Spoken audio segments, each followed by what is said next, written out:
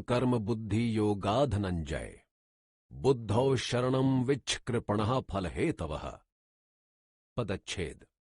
दूरेण अर्थात अत्यंत, ही अर्थात क्योंकि, अवरम तुच्छ, कर्म यानी सकाम कर्म, बुद्धि योगात अर्थात बुद्धि योग से, धनंजय हे अर्जुन, बुद्धौ समत्व बुद्धि में, शरणम अर्थात आश्रय को, अन्विच्छ अर्थात ग्रहण कर, ढूंढ, कृपणः दीन दया के पात्र, फल हेतवः अर्थात फल का कारण बनने वाले।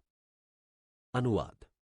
हे अर्जुन, इस समत्व रूप बुद्धि योग से सकाम कर्म अत्यंत ही निम्न श्रेणी का, तुच्छ है, इसलिए तू समत्व बुद्धि में ही शरण को ढूंढ अर्थात बुद्धि योग का ही आश्रय ग्रहण कर, क्योंकि फल का कारण बनने वाले नितांत दीन यानी दया के पात्र हैं।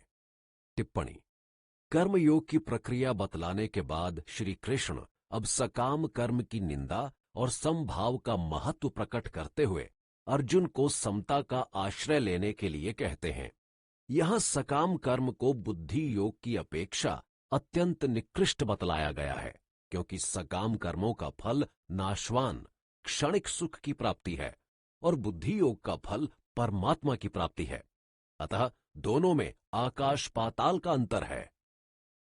बुद्धि युक्तो जहातीह उभे सुकृत दुष्कृते तस्माद्योगाय युज्यस्व योगः कर्मसु कौशलम। पदच्छेद। बुद्धि युक्तः अर्थात समत्व बुद्धि से युक्त, जहाति अर्थात छोड़ देता है, इह इस जीवन में, उभय यानी दोनों को, सुकृत दुष्कृते अर्थात पुण्य और पाप को, तस्मात् यानी इसलिए, योगाय समत्व बुद्धि योग के लिए, युज्यस्व अर्थात लगा दे, समर्पित कर दे, योगः समत्व बुद्धि रूप योग, कर्मसु यानी कामों में, कौशलम अर्थात चतुरता। अनुवाद। समत्व बुद्धि से युक्त साधक पुण्य और पाप दोनों को इसी जीवन में छोड़ देता है, अर्थात उनसे मुक्त हो जाता है। इसलिए हे अर्जुन, तू समत्व रूप योग के लिए ही अपने आप को लगा दे, जुटा दे। यह समत्व रूप योग ही कर्मों में कुशलता, चतुरता है, अर्थात कर्म बंधन से छूटने का सहज उपाय है। टिप्पणी। समत्व बुद्धि से युक्त होकर कर्मयोग का अनुष्ठान करने के लिए अर्जुन से पुनः आग्रह करते हुए भगवान इस प्रक्रिया का यहां लाभ बतलाते हैं। वे कहते हैं कि ऐसा साधक अपने जीवन काल में ही समस्त पाप पुण्यों को छोड़कर अपने निश्शेष कर्मों से मुक्त हो जाता है। कारण, बिना किसी इच्छा व स्वार्थ के किए हुए होने के कारण उसके कर्म कोई फल व परिणाम पैदा करने में सर्वथा असमर्थ होते हैं, जिससे नया कर्म फल उसका कोई बन नहीं पाता और पुराने संचित कर्म फलों का क्षय होता ही रहता है। इस प्रकार उसके समस्त कर्म विलीन हो जाते हैं और फिर पुनर्जन्म आदि कर्म फल मिलने का कोई प्रश्न ही नहीं उठता। समत्व योग अर्थात कर्मयोग को इसी विलक्षणता व विचित्रता के कारण कर्मसु कौशलम, कर्मों में दक्षता व चतुरता कहा जाता है, क्योंकि इसके अनुसार कर्म चाहे खूब छिक कर करो, उनका तुम पर कोई प्रभाव नहीं पड़ने वाला। निष्काम होने के कारण उनका कोई फल पैदा ही नहीं होगा और इस प्रकार कर्म बंधन टूट जाने से मोक्ष ही प्राप्त हो जाएगा। कर्मजम बुद्धि युक्ता ही फलम त्यक्त्वा मनीषिणः जन्म बंध विनिर्मुक्ताः पदम गच्छन्त्य नामयम्। पदच्छेद। कर्मजम अर्थात कर्मों से उत्पन्न होने वाले को, बुद्धि युक्ता अर्थात समत्व बुद्धि से युक्त, ही यानी क्योंकि, फलम यानी फल को, त्यक्त्वा छोड़कर, मनीषिणः यानी ज्ञानी जन, जन्म बंध विनिर्मुक्ता अर्थात जन्म रूप बंधन से छूटे हुए, पदम अर्थात परम धाम को, गच्छन्ति जाते प्राप्त होते हैं, अनामयम अर्थात निर्दोष अमृतमय को। अनुवाद। क्योंकि समत्व बुद्धि से युक्त ज्ञानी जन कर्मों से उत्पन्न होने वाले फल को छोड़कर जन्म रूप बंधन से मुक्त हो निर्विकार अमृतमय परम धाम को चले जाते हैं। टिप्पणी। समत्व बुद्धि से युक्त कर्मयोगी मोक्ष प्राप्त कर लेता है। पिछले श्लोक के इसी विचार को इसकी गंभीरता तथा चरम महत्ता के कारण भिन्न शब्दावली में यहां प्रस्तुत किया गया है। इसका भाव स्पष्ट है। कर्म स्वाभाविक ही मनुष्य को बंधन में डालने वाले होते हैं और बिना कर्म किए कोई मनुष्य रह नहीं सकता। कुछ न कुछ तो उसे करना ही पड़ता है। ऐसी परिस्थिति में कर्मों से छूटने की सबसे अच्छी युक्ति समत्व योग है। इस समत्व बुद्धि से युक्त होकर कर्म करने वाला मनुष्य इसके प्रभाव से उनके बंधन में नहीं फंसता और जन्म मरण चक्र से मुक्त हो सच्चिदानंद परमात्मा के उस अमृतमय अनंत धाम को पहुंच जाता है जहां से प्राणी लौटते नहीं हैं। यदा ते मोह कलिलम बुद्धिर्व्यतितरिष्यते तदा गंतासि निर्वेदम श्रोतव्यस्य श्रुतस्य च। पदच्छेद।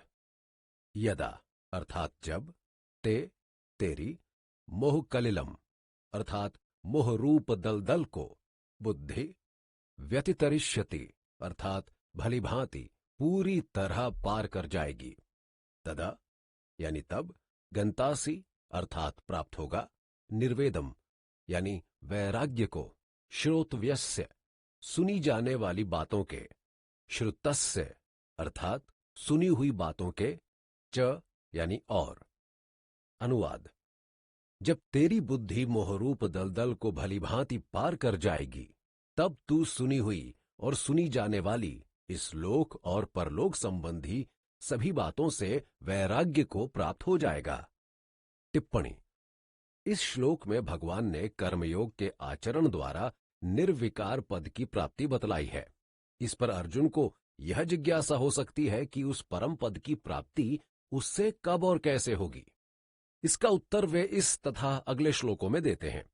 उनका कथन है कि स्वजन बांधवों के वध की आशंका से स्नेहवश अर्जुन के हृदय में जो मोह उत्पन्न हो गया था, उसी के कारण वो अपना कर्तव्य निश्चित करने में असमर्थ था।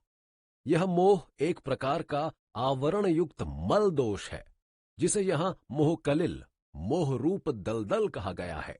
किंतु भगवत परायण होकर निष्काम भाव से कर्म करते रहने से इस दोष का अर्थात मोहरूपी पर्दे का सर्वथा नाश हो जाता है।